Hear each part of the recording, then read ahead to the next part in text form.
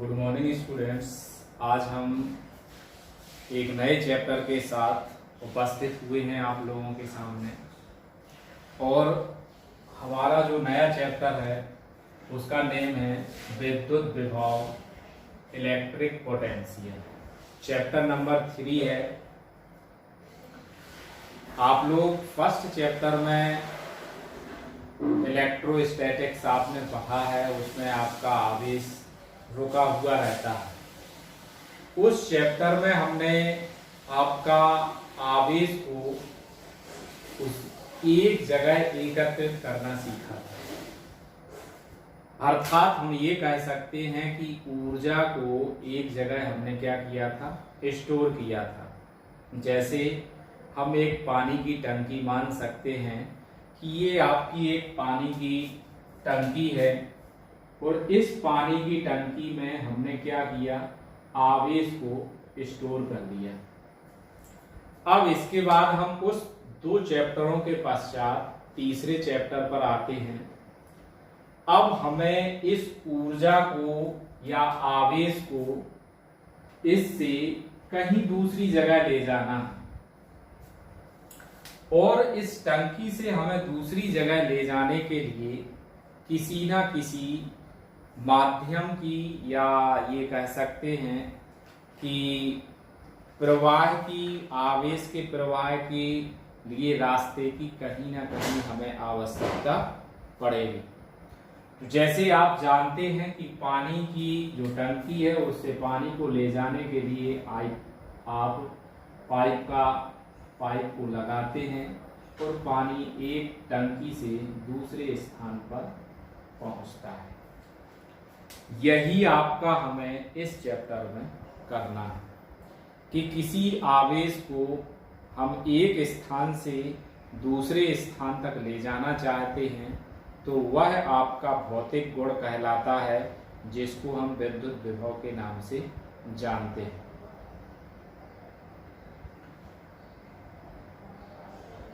विद्युत विभव आवेश का वह भौतिक गुण है जो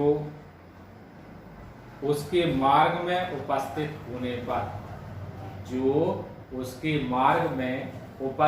होने पर उसके स्थानांतरण की दिशा को निर्धारित करता है।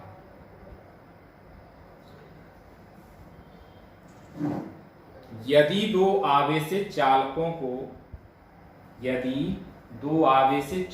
को एक साथ किसी चालक तार द्वारा जोड़ दिया जाए तो उसमें वह विभव तब तक स्थानांतरित होता रहेगा जब तक कि वह विभव दोनों आवेशों में समान रूप से ना हो जाए। इस चैप्टर में हमें विभव के बारे में पढ़ना है, तो आपको ये ध्यान रखना है कि विभव और विभवांतर दोनों में बहुत छोटा सा अंतर है और इस छोटे से अंतर को ही आपको समझना है, क्योंकि इनके दोनों के सूत्र, मात्रक और परिभाषाएं एक जैसी रहती हैं, थोड़ा बहुत अंतर रहता है।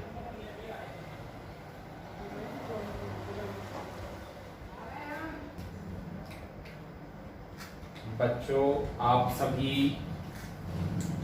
किसी भी चैप्टर को पढ़ते हैं तो सबसे पहले आप सब और हम भी जानते हैं कि स्टार्टिंग का पार्ट हमारे पेपर में कम आता है, लेकिन आप ये समझ सकते हैं कि उस चैप्टर की जो नींव रखी जाती है वो आपकी इन छोटी छोटी परिभाषाओं से लेकर के ही बनती है। यदि आप इन परिभाषाओं को नहीं समझते हैं तो आगे आपको इस चैप्टर में समझने में बहुत समस्या खड़ी हो जाएगी।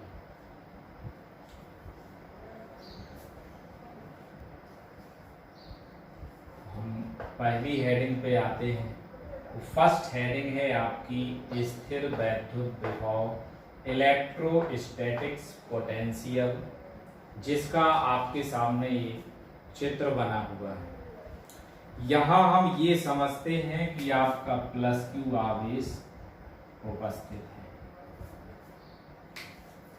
आपको विद्युत क्षेत्र के बारे में पहले चैप्टर में समझाया जा चुका है और हम इसके आपको व्हाट्सएप के माध्यम से अपना 3rd चैप्टर का नोट्स आपको भेज चुके हैं। तो मैं आशा करता हूं कि आप मेरे चैनल को लाइक करें और साथ ही बेल आइकन को दबाएं और सब्सक्राइब भी करें। मैं अब आपकी इस परिभाषा को समझाता हूं। आप यहां देख रहे होंगे कि ये प्लस क्यू आवेश है और ये Q0 है।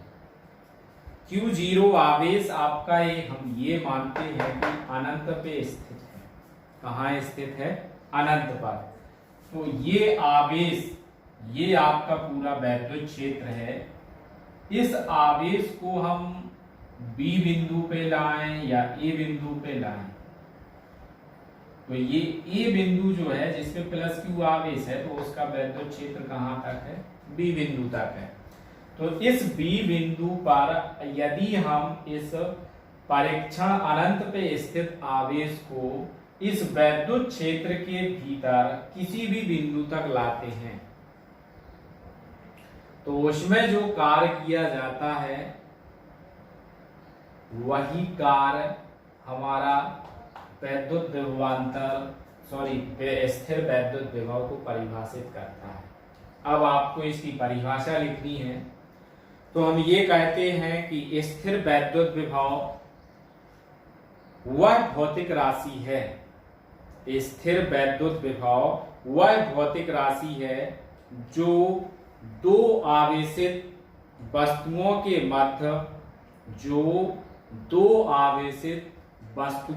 मध्य आवेश के प्रवाह की दिशा को निर्धारित करता है।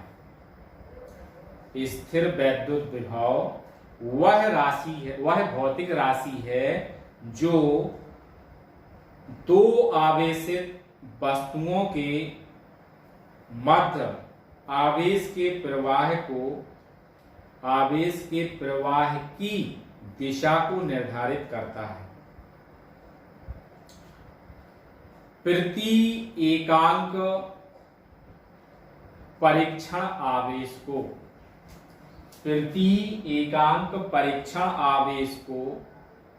अनंत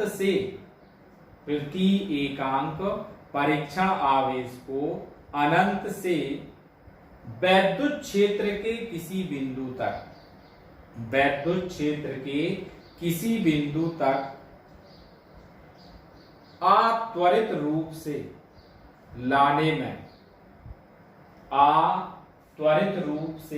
लाने में वैद्युत क्षेत्र के विरुद्ध किया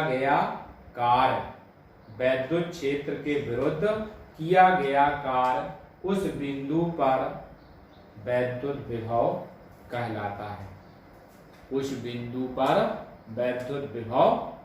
है। तो इसको हम क्या लिखते हैं?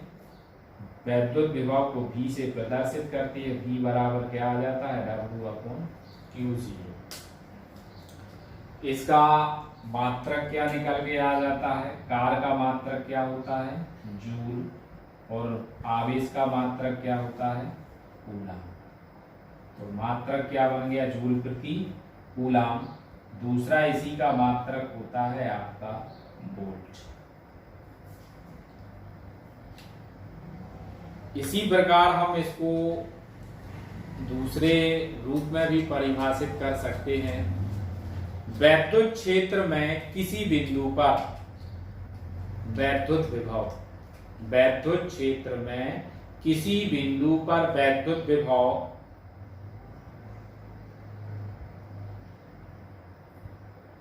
धन परीक्षण आवेश को अनंत से उस बिंदु तक लाने में किया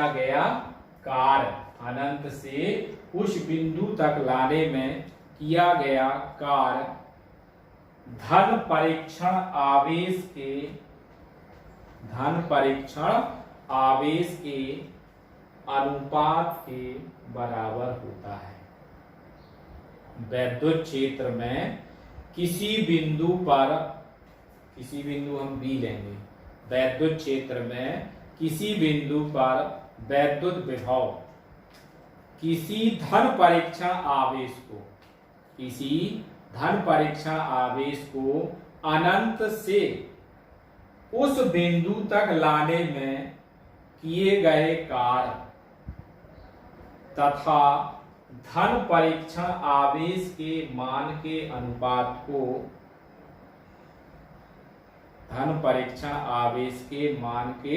अनुपात को ही वैद्युत विभव कहते हैं या अनुपात के बराबर होता है।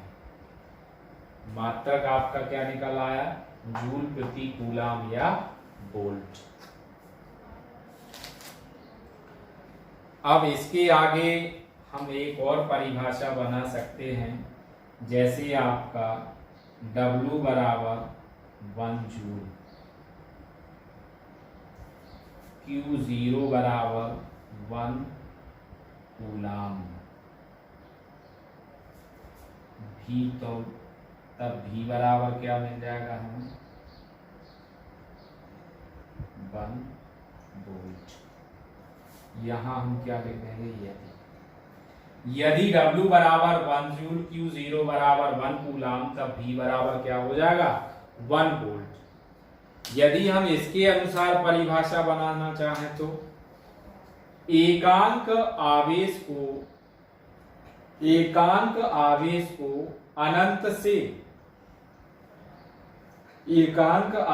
को अनंत से वैद्युत क्षेत्र के किसी बिंदु तक लाने में किया गया कार्य 1 जूल हो तो एकांक आवेश को अनंत से वैद्युत क्षेत्र के किसी बिंदु तक लाने में किया गया कार्य 1 जूल हो तो उस बिंदु पर वैद्युत विभव 1 वोल्ट होता है। तो उस बिंदु पर वैद्युत विभव 1 वोल्ट होता है।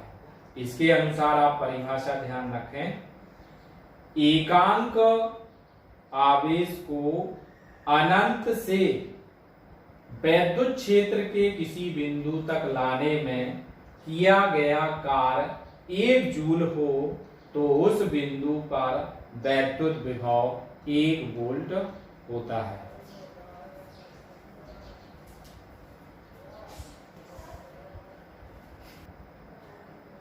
इसके आगे हम इसी में एक हेडिंग और बढ़ा दें, क्या? मात्रक एवं विभव।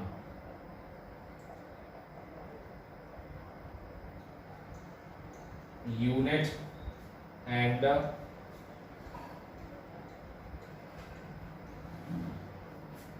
And electric formula.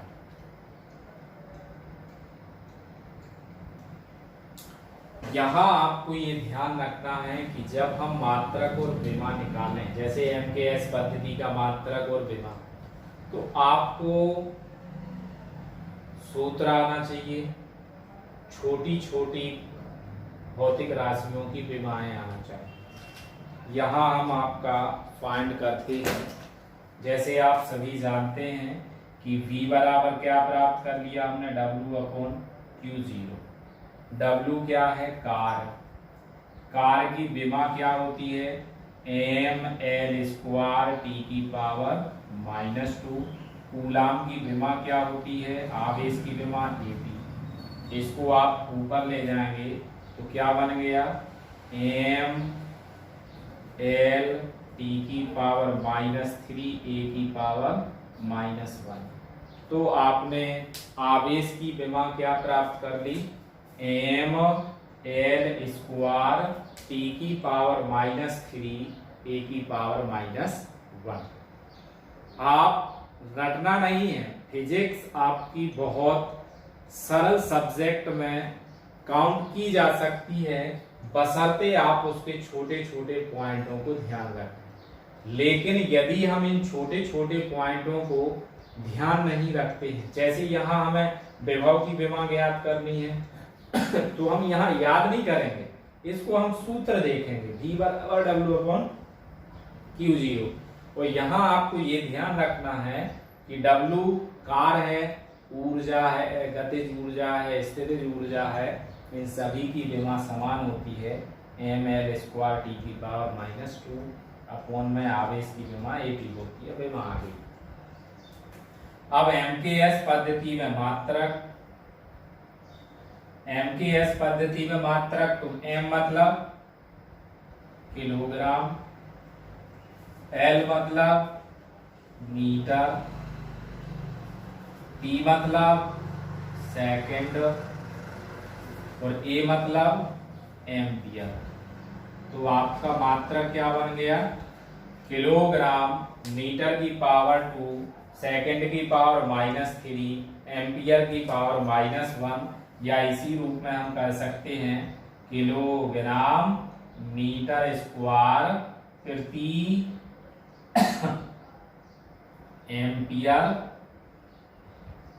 Ampere second की पावर 3। ये आपका मात्रक हो गया, विमा हो गया।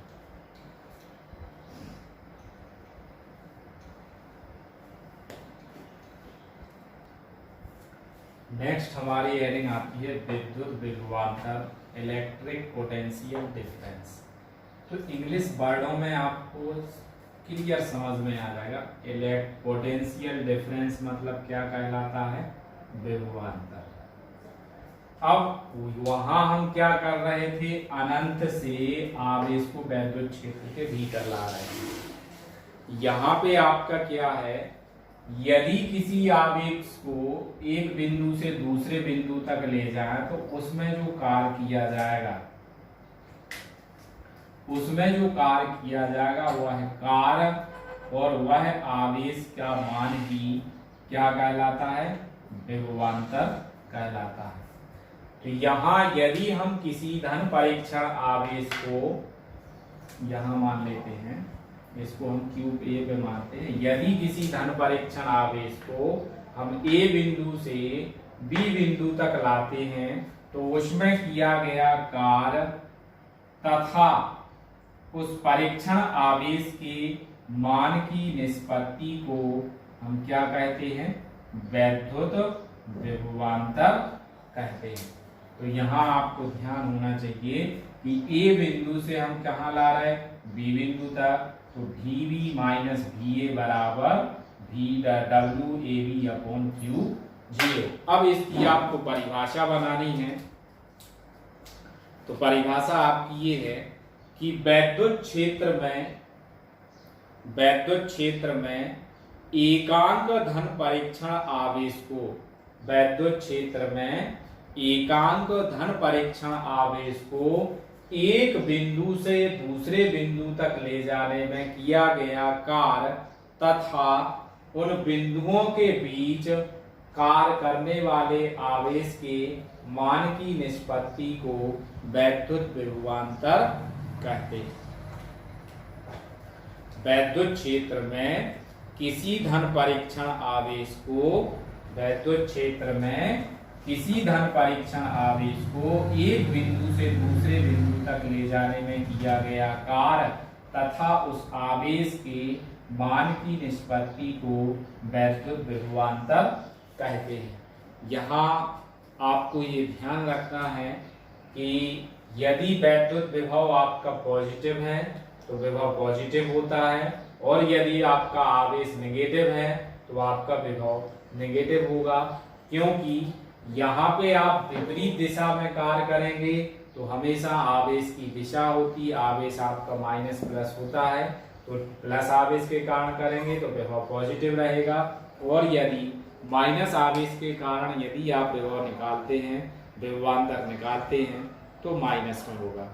तो आपको ये ध्यान रखना है कि यदि पॉजिटिव है तो विभवांतर भी पॉजिटिव, आवेश पॉजिटिव है तो आवेश विभवांतर भी पॉजिटिव होगा, और यदि विभवांतर नेगेटिव, आवेश नेगेटिव है तो विभवांतर भी नेगेटिव होगा। और आप बाकी पीछे वाले फॉर्मूले में जो आपने विभव विभव समझा था तो मात्रक और दिमाग आप वहाँ निकाल ही चुके थे, तो यहाँ हमें उसको और दोबारा से समझने की आवश्यकता नहीं है। बस इतना ध्यान रखना, 1 वोल्ट बराबर 1 जूल प्रति कूलम।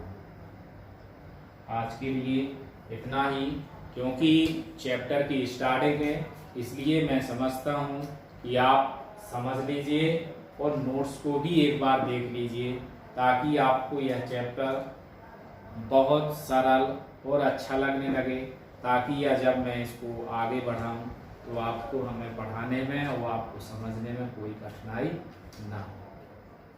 थैंक यू, धन्यवाद।